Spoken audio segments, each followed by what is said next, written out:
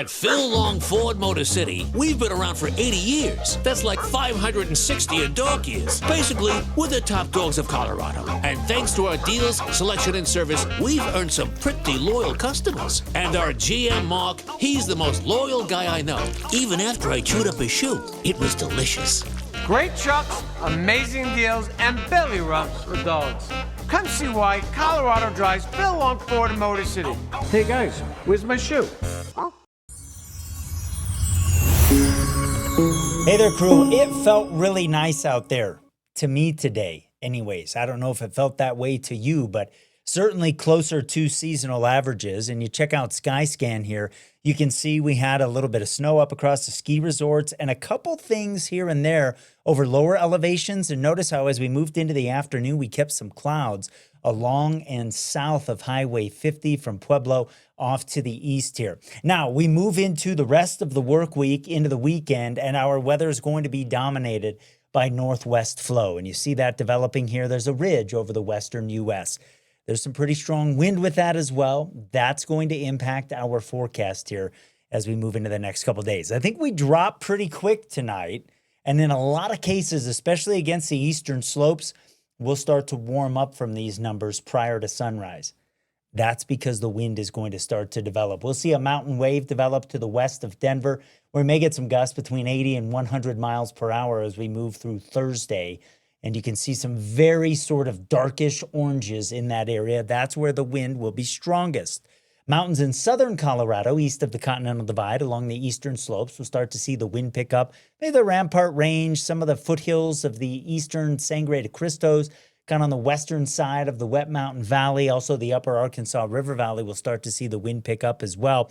And we'll kind of keep it confined to some of the mountain areas and real close to the eastern slopes here, at least through the first half of Thursday morning. And that'll start to change for the back part of the day as we see the wind spread across the rest of the area. It's going to be dry. It's a high fire danger day from, well, the San Luis Valley and across the Front Range in the eastern plains. And I think at some point for most areas, the wind picks up enough that it kind of takes away from the feel. It'll be warmer out there for sure, but on Banjo's barometer, he's going with the 5 out there tomorrow. We'll also see some high clouds move overhead as we move through the day on Thursday. Should be a day with some mountain wave clouds.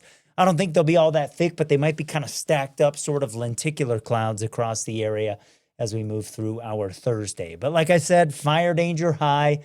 We've got high wind warnings, high wind watches to the west of Denver, high wind warnings a little bit higher up than the high wind watches, and red flag warnings in effect for everybody else from the late morning into the early part of the evening, as it is going to be a windy day across eastern Colorado. We'll keep the wind going for a good chunk of the area Thursday evening, and then start to decrease it as we head into early Friday morning and at least start to pull it higher up into the hills. It won't be as windy as it was waking up on Thursday, no doubt about that. And I think Friday's a day where the wind should be a little bit lighter across the region. Still some noticeably gusty wind over some of the foothill areas, gap flow coming down to Walsenburg and the mountains west of Denver.